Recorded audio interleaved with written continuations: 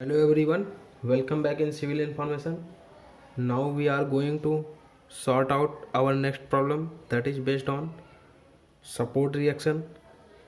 इस वीडियो में हम लोग सपोर्ट रिएक्शन को फाइंड आउट करेंगे एक अनदर प्रॉब्लम के साथ। तो देखते हैं हमारी प्रॉब्लम क्या है। ये हमारा एक स्ट्रक्चर दिया हुआ है, यहाँ पर हमारा रोलर सपोर्ट लगा हुआ है, यहाँ पर हमारा हिंज सपोर्ट लगा हुआ है और ये डिस्टेंस हमारी 2 मीटर है।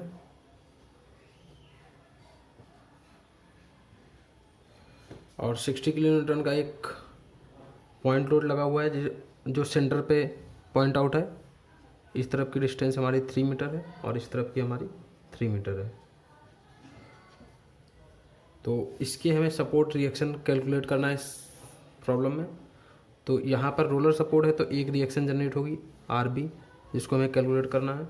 और ये हमारा हिंज सपोर्ट है तो यहाँ पर 2 रिएक्शन जनरेट होंगे, एक वर्टिकल और एक हॉरिजॉन्टल। यहाँ पर एक 10 किलो न्यूटन का लोड हॉरिजॉन्टली लग रहा है, तो इसको बैलेंस करने के लिए इस लोड को इस तरफ से अपोजिट डायरेक्शन में एक जो रिएक्शन जनरेट हो जाएगी, क्योंकि हॉरिजॉन्टल फोर्स यहाँ पे ऑलरेडी हमें शो करना है तो हम इसको बैलेंस करा देंगे। हम इस डायरेक्शन में शो कर सकते हैं, किसी भी डायरेक्शन में शो करते हैं, लेकिन यूजुअली हमें दिख रहा है कि ये इसको बैलेंस करेगा।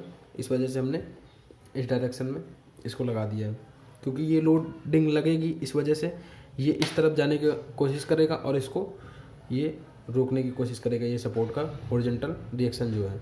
तो हमें ये RA, HA और RB को कैलकुलेट करना है इस प्रॉब्लम में। तो हम सबसे पहले अपनी स्टैटिक इक्विलिब्रियम की कंडीशनें अप्लाई करेंगे। सबसे पहले हम हॉरिजॉन्टल फोर्स को बैलेंस करेंगे। Summation of horizontal forces equal to 0, summation of horizontal forces equal to 0 जब हम करेंगे तो हम देखेंगे यहाँ पर हॉरिजॉन्टल फोर्सेस राइट डायरेक्शन से HA लग रहा है और लेफ्ट डायरेक्शन से 10 किलो न्यूटन। तो 10 किलो न्यूटन जो फोर्स होगा वो राइट के बराबर हो जाएगा, ये HA, या फिर हम इसको पलट के भी लिख सकते हैं HA equal to 10 kilo newton. अब हम सेकंड निकालेंगे, अपने वर्टिकल फोर्सेस को बैलेंस करेंगे। तो वर्टिकल फोर्सेस हमारे कौन कौन से हैं? RA, RB और 60। तो RA अपवर्ड लग रहा है, RB अपवर्ड लग रहा है, ऐड हो जाएंगे और ये हमारे इक्वल हो जाएंगे 60 किलो न्यूटन के, क्योंकि वो डाउनवर्ड लग रहा है। 2 इक्वेशन हमने बना ली। अब हम किसी भी एंड पॉइंट के अलॉन्ग हम मूवमेंट ले सकते हैं। तो हम मूवमेंट लेते हैं A के अबाउट, जिससे हम B के अबाउट भी ले सकते हैं, कोई दिक्कत नहीं। A पर लेने से ये होगा कि उस पॉइंट पर जितने ज़्यादा लोड होंगे उनकी वैल्यू ऑटोमेटिक 0 हो जाएगी, क्योंकि उनकी परपेंडिकुलर डिस्टेंस जो है वो तो 0 हम कंसीडर करेंगे, तो वहाँ पर हमें ईजी होता है कैलकुलेट करना। तो हम इसलिए मूवमेंट अबाउट A लेते हैं। तो मूवमेंट अबाउट A लेने पर देखिए फोर्स हमारा कौन सा लग रहा है? RB, और RB जो है A पॉइंट तक इसकी परपेंडिकुलर डिस्टेंस कितनी है? 6। तो RB इंटू 6। फिर हम जब इससे थोड़ा आगे बढ़े तो हमको सेंटर में मिला 60 किलो न्यूटन। अच्छा, ये RB जो है ये A पॉइंट पर इस डायरेक्शन से घूम के आएगा, ये लोड इस तरीके से ऐसे घूम के आएगा। तो ये इस तरीके से घूम रहा है, ये एंटी क्लॉकवाइज हो गया।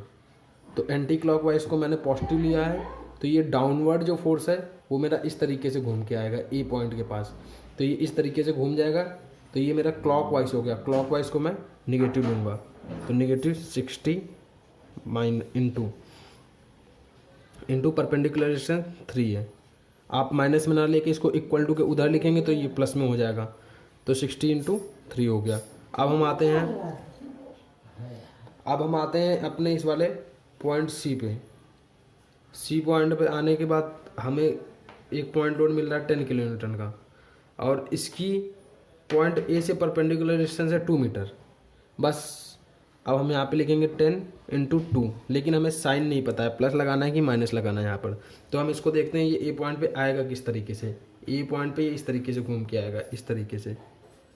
तो और ये डायरेक्शन जो है ये हमारी क्लॉकवाइज है, और क्लॉकवाइज हमने यहाँ पे निगेटिव ली थी। ये देखिए यहाँ पे निगेटिव ली थी, तो इसको भी माइनस में ले लेंगे, इक्वल टू 0। क्योंकि एच ए यहाँ पर अगर हम लिखना चाहें तो एच ए की परपेंडिकुलर डिस्टेंस तो यहाँ से 0 ही है, तो 0 हो जाएगी, आर ए की 0 हो जाएगी, इसलिए हम यहाँ से आर बी कैलकुलेट करेंगे। तो आर बी हमारा आएगा, इसको कैलकुलेट करते हैं, 180 और 20 ऐड होने के बाद ये हमारा हो गया 200/6, जिसको हम कैलकुलेट करेंगे 33.33 किलो न्यूटन समथिंग आएगा। अब इसी तरीके से अगर आप चाहें तो मोमेंट अबाउट बी ले सकते हैं। अब ये आर बी की वैल्यू जब मैं यहाँ पर पुट करूँगा और 60 में माइनस करूँगा तो आर ए मुझे यहाँ से मिल जाएगा। 60 माइनस 33.33 अगर मैं यहाँ से करूँगा तो आर ए हमको मिल जाएगा कितना, 26.67 किलो न्यूटन। ये तो हो गया हमारा क्वेश्चन सॉल्व। लेकिन हम इस क्वेश्चन को एक अलग अप्रोच, मतलब आर बी के एक एंड पॉइंट पर मूवमेंट लेके भी सॉल्व करके देखते हैं वही आता है कि नहीं हमारा। तो मूवमेंट अब हम लेंगे आर बी के लॉन्ग, तो movement about B equal to 0 हम यहाँ पर करते हैं समेशन ऑफ। तो इसमें क्या है, आर ए। अब आर ए जो है फोर्स, ये हमारा आर ए फोर्स है, इसकी बी पॉइंट तक परपेंडिकुलर डिस्टेंस कितनी है, 336। तो यहाँ पे अब हम लिखेंगे are A into 6।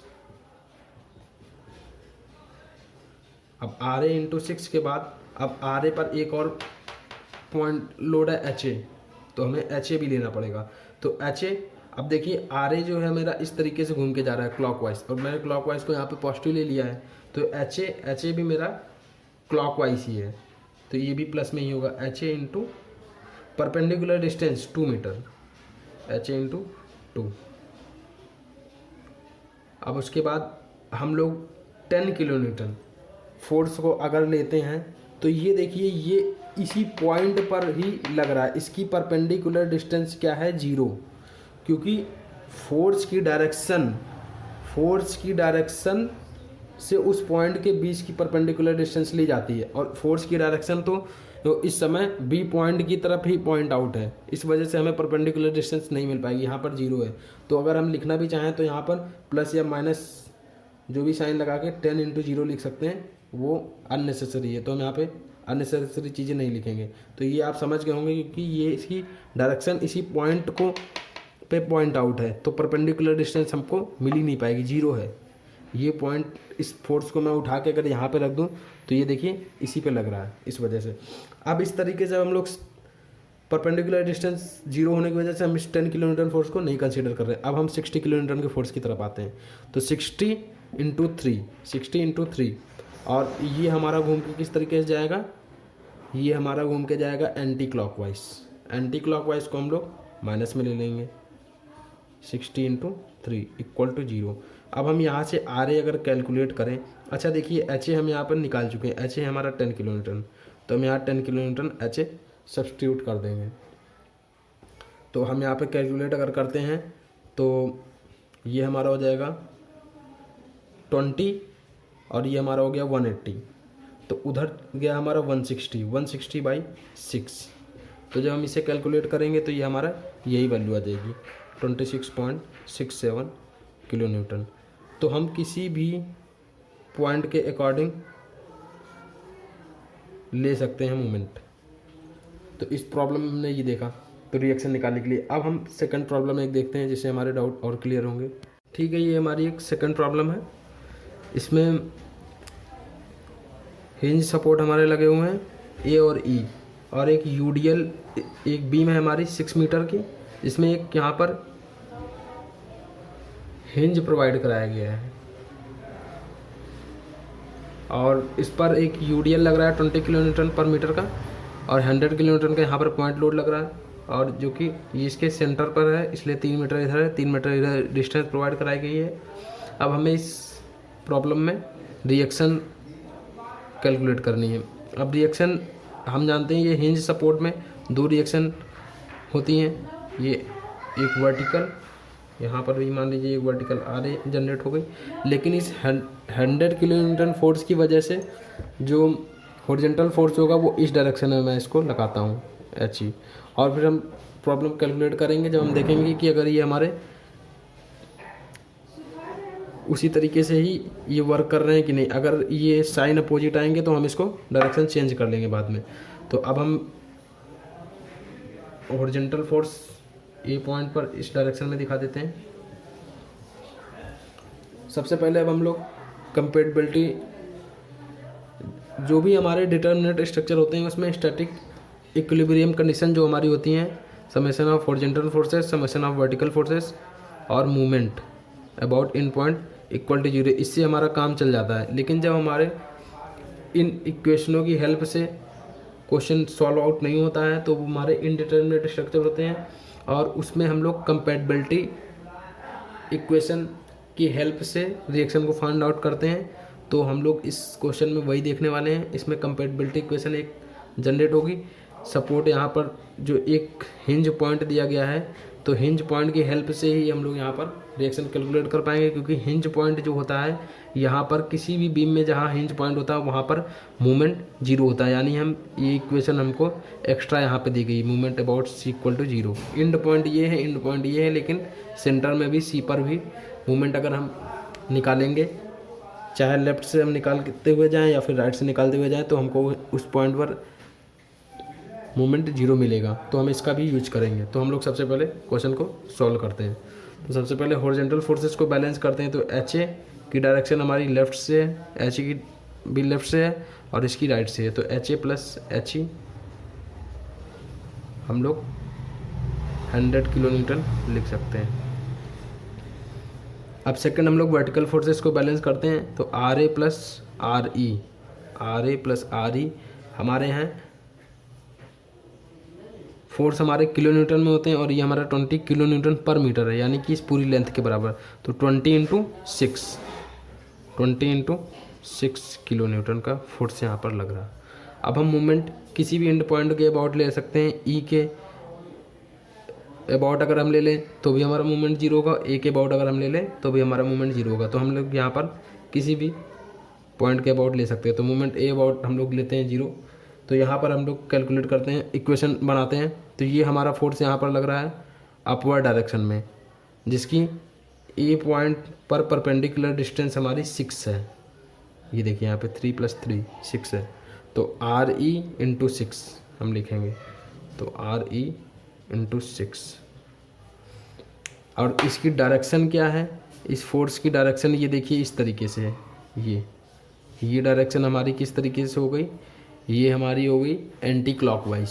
Anti clockwise direction को हमने यहाँ पर प्लस लिया है, एंटी क्लॉकवाइज को प्लस लिया है। तो जितने भी फोर्सेस अब हमको क्लॉकवाइज मिलेंगे उसको हम नेगेटिव लेंगे। तो अब हम लोग थोड़ा और आगे बढ़ते हैं। तो हमें यहाँ मिला एच ई फोर्स मिला। एच ई फोर्स की लेकिन परपेंडिकुलर डिस्टेंस जो है वो है जीरो, क्योंकि देखिए इसकी डायरेक्शन जो है, डायरेक्शन लेफ्ट हो या फिर राइट हो इससे फ़र्क नहीं पड़ता है, लेकिन उस फोर्स के परपेंडिकुलर डिस्टेंस उस पॉइंट तक देखेंगे तो हम लोग जीरो है, क्योंकि ये इसके पैरेलल ही है, ये पॉइंट के पैरेलल जा रहा है। तो परपेंडिकुलर डिस्टेंस हमको मिलेगी नहीं, तो एच ई फोर्स को हम लोग यहाँ पे नहीं लेंगे।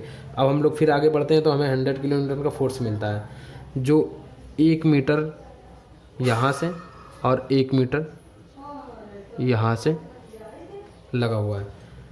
तो अब ये 100 किलो न्यूटन का फोर्स जो है इस पॉइंट पर इस तरीके से आएगा, इस तरीके से। और इसको अगर मैं इस तरीके से अगर मैं मूव करूँगा तो ये मेरा फिर से इसी को फॉलो करेगा, इसी बात को, और इसको प्लस में लूँगा। तो 100 इंटू, अब इसकी परपेंडिकुलर डिस्टेंस 1, क्योंकि ये देखिए ये फोर्स यहाँ तक आएगा, यहाँ पे लगेगा और परपेंडिकुलर डिस्टेंस 1 देगा हमको। तो 100 इंटू 1। अब इसके बाद हम लोग फिर आगे बढ़े, हमें कोई फोर्स नहीं मिला। अब हम लोग इस फोर्स पे आ जाएंगे। तो ये फोर्स हमारा क्या है, 20 किलो न्यूटन पर मीटर को अगर मैं 20 × 6 कर दूँ तो वो किलो न्यूटन बन के सेंटर पे लगने लगेगा। तो यानी मैं इसको ये बोल सकता हूँ 20 × 6 किलो न्यूटन का जो लोड है उसकी डायरेक्शन कितनी है, कैसी है, डाउनवर्ड है। यानी वो इस पॉइंट पे किस तरीके से आएगा, इस तरीके से। तो इस तरीके से आने के बाद ये अगर मैं इसको और आगे बात को अगर बढ़ाऊँ तो इस तरीके से मूव करेगा, जो इसके अपोजिट है। ये क्लॉकवाइज पाथ को फॉलो कर रहा है। क्लॉकवाइज को मैं इसमें यहाँ पे लूँगा नेगेटिव, तो नेगेटिव यहाँ पे कर दिया। और इसकी परपेंडिकुलर डिस्टेंस, क्योंकि 20 × 6 बनने के बाद ये इसके सेंटर पे लग रहा है, तो परपेंडिकुलर डिस्टेंस मेरी कितनी बची, 3 मीटर। तो इंटू 3। अब आगे कोई फोर्सेस है नहीं, ए पॉइंट के फोर्सेस जीरो हो जाएंगे तो इक्वल टू जीरो। ये मेरी इक्वेशन बन गई। अब यहाँ से अगर मैं आर ई कैलकुलेट करूँ तो आर ई मुझको मिलेगा 100, ये हो गया, ये 360 हो गया। 360 में 100 माइनस हो गया 260, तो 260/6, जिसको कैलकुलेट करने के बाद मिलेगा 43.33 किलो न्यूटन हमको ये मिलेगा। अब ये आर ई की वैल्यू मैं यहाँ पर रख दूंगा और आर ए से और इसमें से माइनस करूँगा, जो कि ये वैल्यू है 120 किलो न्यूटन। 20 × 6 को मैं 120 डायरेक्ट लिख सकता हूँ, 120 किलो न्यूटन। इसमें से माइनस करूँगा 43.33 को, तो आर ए मुझे मिलेगा ये हमको मिल जाएगा 76.67 किलो न्यूटन हमको ये लोड मिलेगा। तो इतना आप क्वेश्चन नोट कर लीजिए। इसके बाद हम लोग अब कंपैटिबिलिटी कंडीशन को यूज करके, कंपैटिबिलिटी इक्वेशन को यूज करके हम लोग एच ए और एच ई को कैलकुलेट करेंगे। तो एच ए और एच ई को कैलकुलेट करने के लिए मूवमेंट अबाउट सी लेना पड़ेगा। Movement about C equal to 0 हम लोग यहाँ पे लिखते हैं। तो सी के अबाउट हम लोग राइट हैंड से या फिर लेफ्ट हैंड किसी भी डायरेक्शन से अगर बढ़ेंगे तो हमको वो वहाँ पे मूवमेंट 0 ही मिलेगा। तो हम लोग ए पॉइंट से काम करते हैं। तो ए पॉइंट से जाने के लिए हम लोग क्या करेंगे, सबसे पहले R A into C point के बीच की डिस्टेंस, तो आर ए इंटू 3, और ये डायरेक्शन मैंने प्लस ले ली, यानी क्लॉकवाइज मैंने इसमें आप प्लस ले ली। ये आपके ऊपर, आप क्लॉकवाइज प्लस लीजिए तो एंटी क्लॉकवाइज माइनस लेना है, एंटी क्लॉकवाइज प्लस लेना है तो क्लॉकवाइज को नेगेटिव लेना है, एक ही इक्वेशन में बस। ऐसा नहीं है कि पूरे न्यूमेरिकल में इस तरीके से फॉलो करना है, करना चाहे तो आप कर भी सकते हैं, लेकिन ठीक है। अब आर ए इंटू 3 हो गया हमारा, ये मैंने पॉजिटिव ले ली ये डायरेक्शन। फिर इसके बाद ये आर ए ही पॉइंट पर मुझे एक फोर्स मिला एच ए।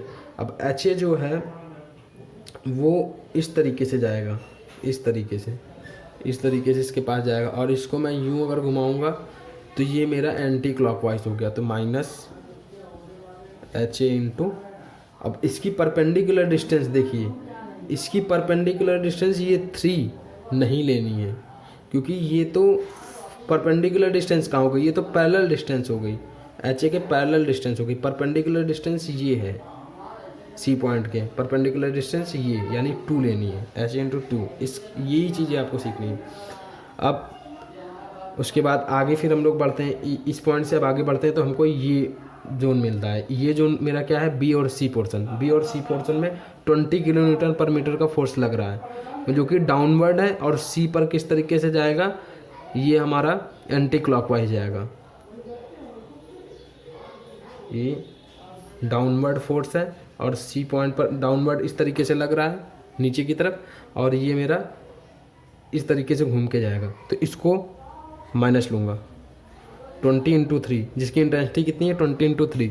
20 इंटू 3 करने के बाद ये कहाँ पे लग रहा है, अब ये सेंटर पे लग रहा है डाउनवर्ड, लेकिन ये लग कहाँ पे रहा है 20 इंटू 3 करने के बाद सेंटर पे, और सेंटर से इसकी यहाँ तक डिस्टेंस कितनी है, 3 का आधा, यानी 1.5 इंटू 1.5 इक्वल टू 0, क्योंकि अब आगे फोर्सेस है नहीं। यहाँ से हम लोगों ने आर ए की वैल्यू रख देंगे, हम आर ए की वैल्यू हमारी कितनी है 76.67 आर ए, तो आप यहाँ पर लिख भी सकते हैं 76.67।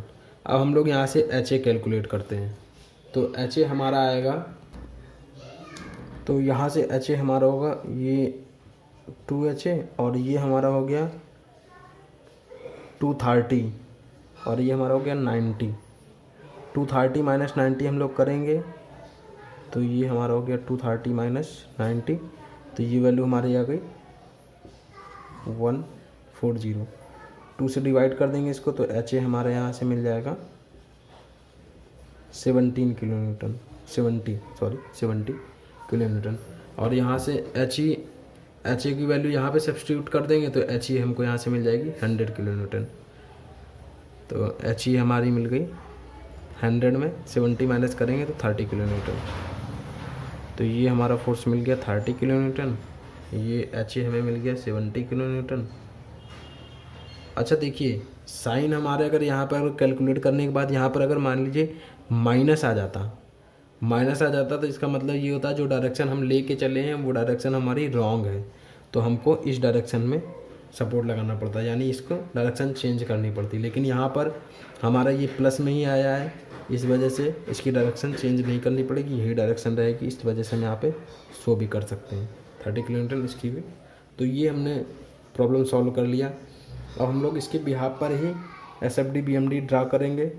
तो ये आपको ध्यान देना है कि डिटर्मिनेंट स्ट्रक्चर अगर है तो हमारी स्टैटिक इक्विलिब्रियम कंडीशन को फॉलो करके हम लोग उसको सॉल्व कर सकते हैं। लेकिन अगर हमारा इनडिटर्मिनेट स्ट्रक्चर है तो हमें कंपैटिबिलिटी इक्वेशन की हेल्प की ज़रूरत पड़ेगी, जो कि हमारी स्लोप, डिफ्लेक्शन, मूवमेंट किसी भी तरीके की हो सकती हैं। तो